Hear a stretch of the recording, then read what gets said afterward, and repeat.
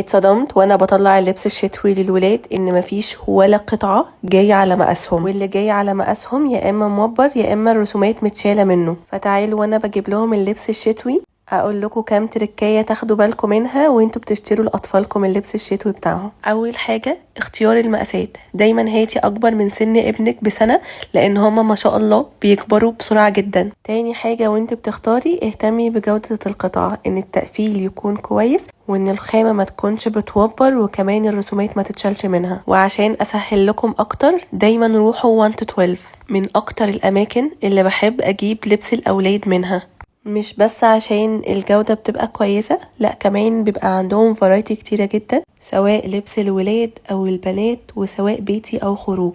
والاحلى من كده ان ليهم فروع في كل حتة.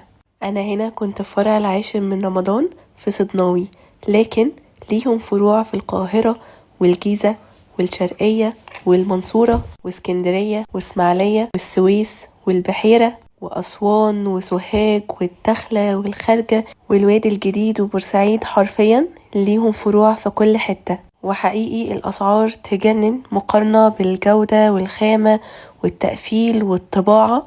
انتوا أكيد واخدين بالكم من القطعة وشكلها في التصوير قد ايه راقية وجميلة ونظيفة، فما بالكم شكلها بعد ما أطفالنا يلبسوها هيكون عامل ازاي. عايزة أقولكم بقى ان عندهم مقاسات لمختلف الأعمار، من أول ما طفلك بتولد لحد ما بيكبر. كولكشن البناتي بقى عندهم خطير، أول ما بنتك تلبس القطعة دي حرفيا هتتاكل. عايزة أقولكم بقى إن عندهم سويتشيرتات وبناطيل تقدري تطقمي على مزاجك. حقيقي انتوا مش متخيلين قد ايه المكان مبهج ومريح، وحرفيا لو رحتي هتدمنيه وهتجيبي لأطفالك من عندهم صيف وشتاء. سيفي الفيديو ده وبعتيه لصاحبتك وهتدعيلي. ولو معرفتيش تروحي الفرع تقدري تطلبي منهم اونلاين اي حاجة انتي محتاجاها يوصلوها لحد عندك.